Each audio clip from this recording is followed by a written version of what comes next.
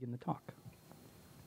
So today I'm going to talk about iPython and the iPython notebook. I attended ChiPy a couple weeks ago in Austin, and it was a large focus of not only the convention, but also of the scientific programming community. So who here has heard of iPython? All right, everybody. Who here uses iPython on a regular basis?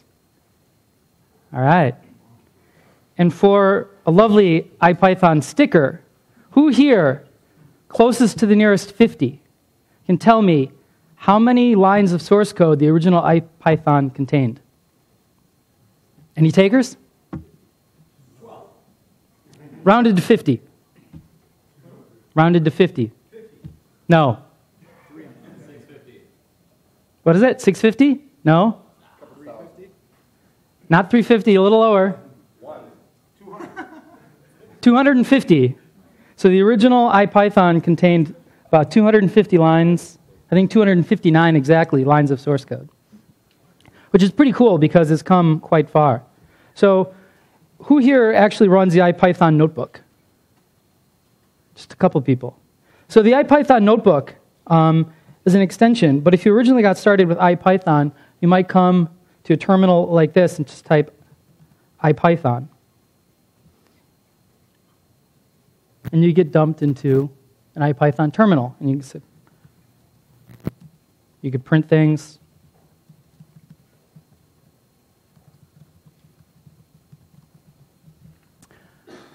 And this is really cool. It allows for a lot of nice interactivity. But they've recently come out with the iPython notebook. And I think that's really taking iPython and scientific computing by storm. And so if you want to...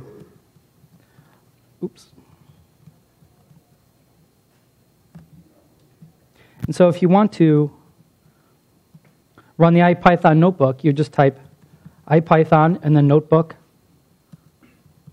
afterwards. It'll run. It'll open up a browser window with notebooks in it. Now you can create some. I have some in here for the talk, which I'll use now. So one of the nice things about iPython is it allows for mixed languages. And so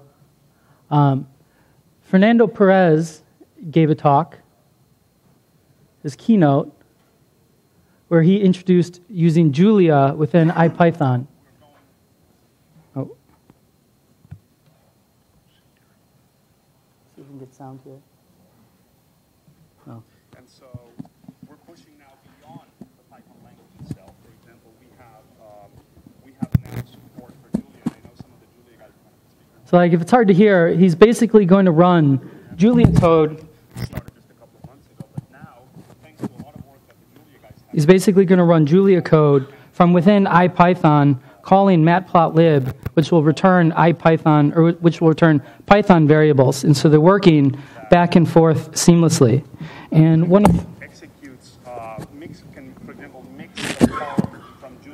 And one of the problems that I think people in the scientific community have is that they need to deal with multiple languages. And so iPython allows you to work with a number of languages through what are called magics. And so there's magics for Perl, there's magics for Ruby, there's magics for R. And here's a quick demonstration. We have a little bit of Ruby code right here.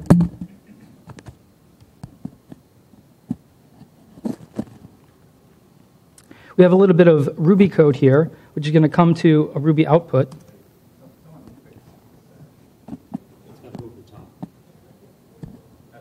Okay. Sorry about that. So we're going to generate some Ruby here, and we can take that, and we can turn it back into Python. And so if you need to work with different kind of languages in your workflow, iPython Notebook supports that. Now, one of the other nice things about iPython in general, a lot of computing today in general, is that there's a lot of cloud-based computing solutions. And so, who here is familiar with continuum analytics? Who here is familiar with Python Anywhere? So these are two companies that allow Python-based computing solutions in the cloud.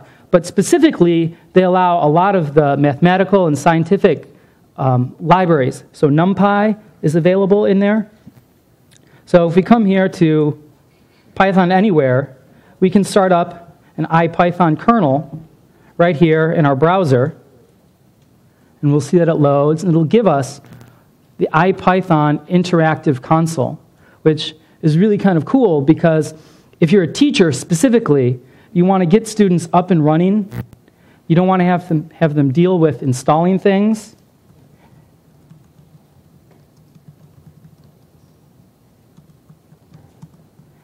And it's all right here. And a lot of the familiar things that you've come to know in iPython are available as well. So we can list a directory, we can cd into Dropbox, we can see what's available there.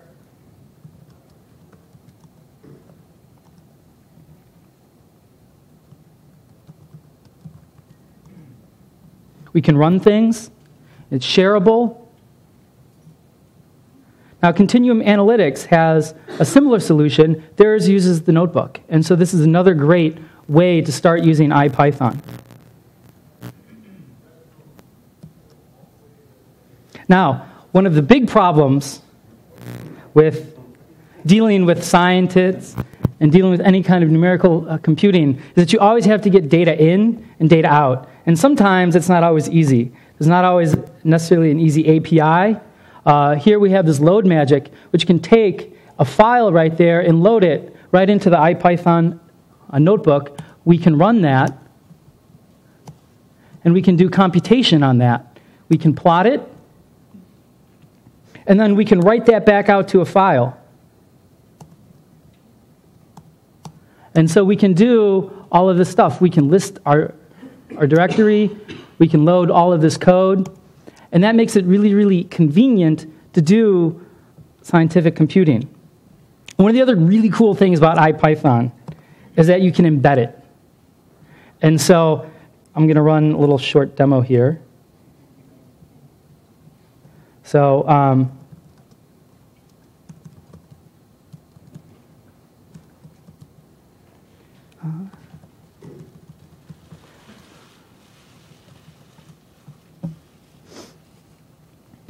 So this is going to run a little script which downloads off of Yahoo Finance some recent historical information. So this is just some quote price and some data. But what if we want to do something else? So now instead of the PE and all this stuff, we want to run some code on this. And so let's take a look at this. We have a data frame. Where did that come from? Well,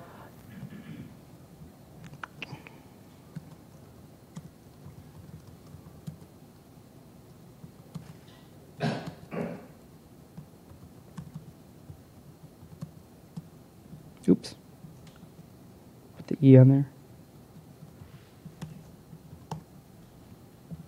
So here's the code for that. You can see that we come down and we have a data frame, and we just run this little embed, which comes from iPython embed, and it drops us down into the terminal. And so now I can do kind of cool computation on that. I can print its close prices. I can do a lot of interactive computation, which is one of the things that iPython is really, really good at, is being able to work with your data interactively.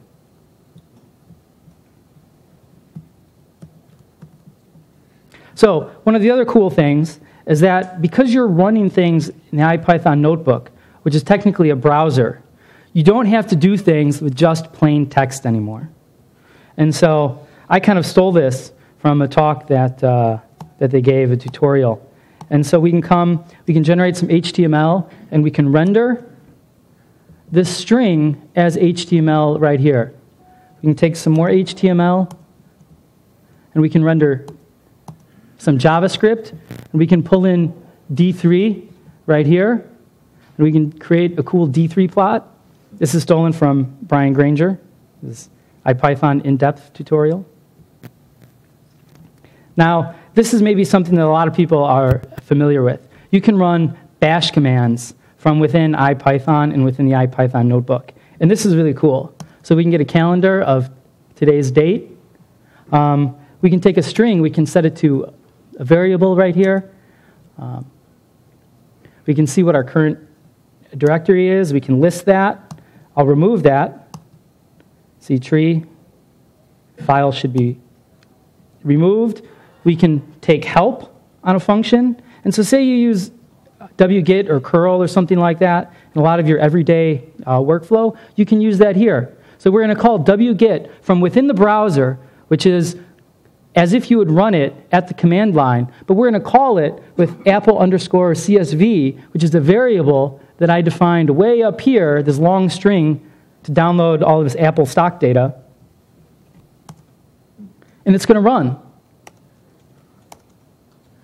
And we can see our tree again. We can list our files. We can do everything that you could from within the command line within the notebook. And this makes for a lot of seamless interaction. You don't have to toggle back and forth within things. If you have a bash script, you can run it, which is super convenient. So one of the other cool things that I like is the documentation. Who here likes to read documentation? Don't everybody raise your hands at once now. So we can document things really easily.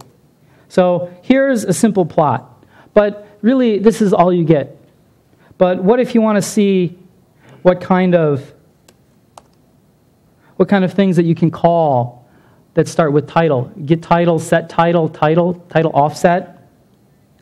And so if you are unfamiliar with an API, you can really just use a lot of iPython's internal way to call documentation. And it's really easy. You just add this little question mark after it. It'll call up the doc strings for that. And so let's take iter tools. We can see all of our documentation down here. Now, I really like it because if you're a user of Pandas, Pandas is an incredibly large library with a lot of, how do I want to say, kind of small gotchas. You don't put things in the right way, or you don't know the right parameter to call. It can really get hairy. And so I'm always looking through the documentation. And so you can see that just by calling with one question mark after that. And if you want to see the source code, you simply add 2 question marks. And now it drops us down into the source code if you really want to see how things are being called. Now, I've covered some of the tab completion things a little bit, but I got to say that when I first started out learning Python, if it wasn't for iPython and the tab completion, I think I would have switched to something else. But it's really, really cool.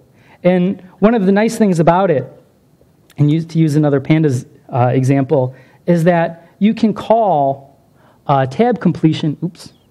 You can call tab completion on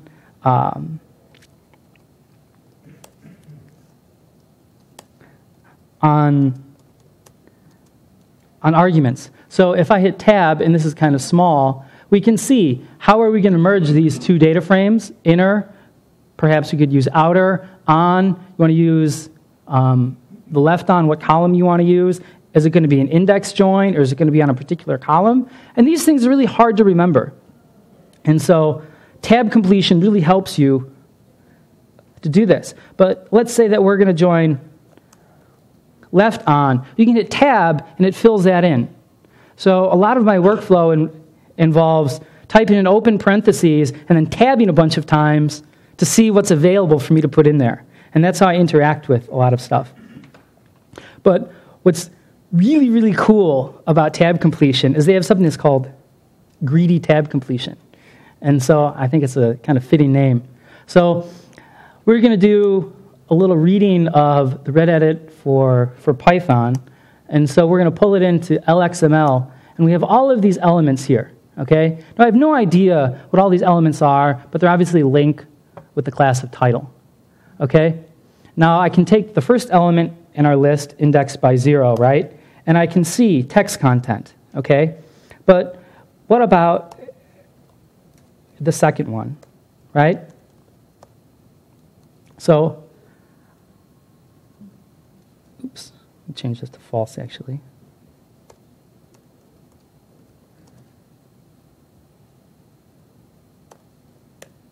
So if I go back here, I tab complete, and it doesn't really give me any options. It just gives me these .gets. But under this config option, we can configure our tab completion for greedy. And here's a few other of the configuration options for iPython. So we're going to change greedy to true, and we're going to run it. And now we're going to tab complete on this, and it's going to give me all of the methods that are available. It's actually running that little bit of code and evaluating it and returning the methods to me in this little list here. So let's take text content, right, and let's call that. Let's tab complete on that method call, right? So this is going to return a string, right? Let's do upper, and I can run that. I can run that as lower. And so this is an excellent way to interact with all of your computing. If you don't know necessarily that things are in a list and you want to start exploring them and interacting with it, this tab completion greedy is awesome. Now, performance. Perhaps premature optimization is the root of all evil. I don't know. But who here has used time it? A couple of people? So one of the nice things about time it is it's actually in the standard library. So we can call it from within our code by just importing time it and running these things. So let's try an example out. I'm going to copy this. I'm going to paste it here, and I'm going to run it. And one of the nice things about iPython that makes computing so seamless is you see the 3 chevrons, right? So what you use for at the command prompt. iPython strips that out. So you can just copy and paste code from a lot of different places and just run it without having to worry about things. But I don't want to go through all of my code and start putting these little time it things in there. So iPython has that built in. So let's create a function. And this is going to be a slow, just multiplication function within Python. And I'm going to call time it. And we can see that it runs. So if you have a little bit of code that you're testing out and you want to see, well, how fast is that? How much time am I spending on that one particular item? You can call it. And so let's compare it with NumPy. We can see our NumPy's time's quite a bit faster. But now we're just calling time it here on one simple function. iPython has something which are called cell magics. And so these blocks of code that I'm running are called cells. And so if you use 2% signs, that's a cell magic. And that's going to apply that magic to everything within that cell. So we have 3 different lines of code here that I'm going to call all with the time it. And so we can see how long that piece of code takes. And so I think that's a great tool when prototyping your code, you want to test some things out to see how long things take. Now, run. Run I used to use a lot. And I used it a lot because at the time, the iPython notebook didn't exist. And what made it really, really cool was that you could take a script and you could run it from within the command line. So let's jump down here. Let's go back into iPython. And so you could type %run. And I'll show you, oops. Oops. Thank you.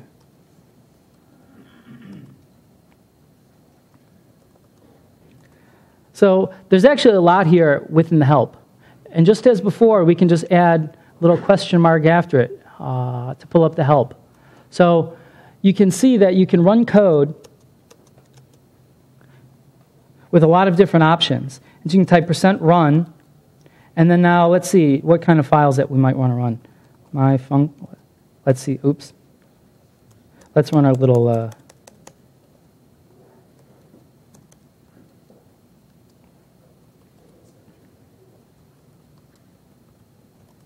see if that runs. So this is going to run, right? And I used to go kind of back and forth. I'd have a code editor up. I would percent edit.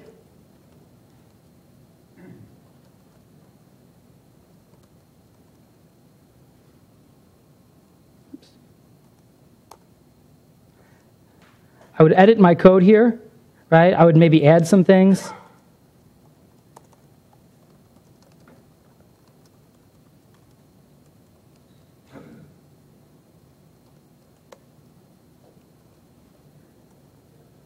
And I would come back here, and I would just run it. So that was a really nice workflow. I think that the iPython notebook has really solved a lot of those problems because it's kind of interactive. You can go, you can type code in a cell up here, and you can run it, and then you can go back and forth. Your code doesn't execute necessarily in order. So if we see that we have these numbers here, in2, in3, those give the order of inputs within the iPython kernel.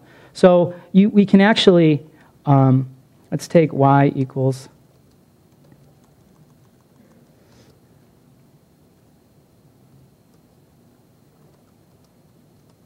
So we can actually try to run something before we've defined it, and define it down here in our code, hit Shift-Enter to run that, and run it up here. So it allows really nice interaction with your code. You're running things in different cells, you're moving around, you can move cells up. So if I have this, I can move this cell up, and then it would run as normal. So a lot of the problems with dealing with a Python interpreter, and even the iPython interpreter at the console, is that it's not necessarily a non-linear workflow. And so the iPython notebook is excellent for that. Now, I think this is really, really cool. And this was part of one of the points made at ChiPy, which was reproducible code, being able to create a bit of computation and share it with others. And so the iPython notebook really allows for that. And they have these markdown cells. And I've been using them throughout the talk. And this is what a markdown cell looks like. And this is what a code cell looks like. And we can simply toggle between the two with a few, let's see, cell type. We can change it to a heading. We can change it to markdown. And now this is a markdown cell. And so it allows you to document your code. So when you're working with other people or sharing things, we're going to collaborate with a large group, you can have your documentation right in there. You can put images in there. You can put links. And so it's really, really cool. I can click the iPython documentation. If you have a certain part of documentation that you want to show, they can just click on it. You don't have to add other things. And so that's really, really neat. And now they have this notebook viewer. And the notebook viewer is really cool because it's a little web service that you can run which will allow you to share notebooks. And so I've created one as a sample here. So this is just a simple GitHub repository. And I have this iPython notebook, which is actually a bunch of JSON. Okay? And this is publicly available through the link. And so we can share this. And this is shareable right here. I could take this link, copy and paste it in email, exchange it over IM, and people can have it, and they can see all of the work that I've done. Here, it's just a bunch of videos that you should check out. Oops.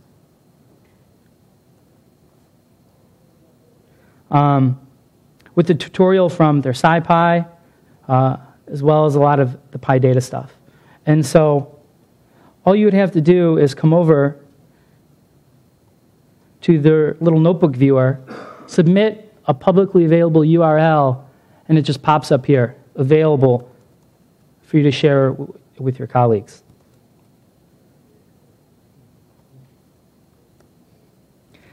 Lastly, iPython's big. Like, I'm always forgetting what to do and how to run things. So this is probably very, very useful if you're starting out, this quick ref. Just type %quick_ref, and it gives you a reference of all of these different features within iPython. So it tells you about the history, how it caches input, how it caches output, all of the different magics that you have. If you think there's something that you're doing on a repetitive basis, and you do it a lot and it gets really, really annoying, chances are it's been solved with iPython. And so if you look at the quick ref, you'll probably find it there. And so I encourage everyone to take a look. If you haven't started using it, I think you should start tomorrow. As one person said, if you're not using iPython or the iPython notebook, you're doing it all wrong. Thank you.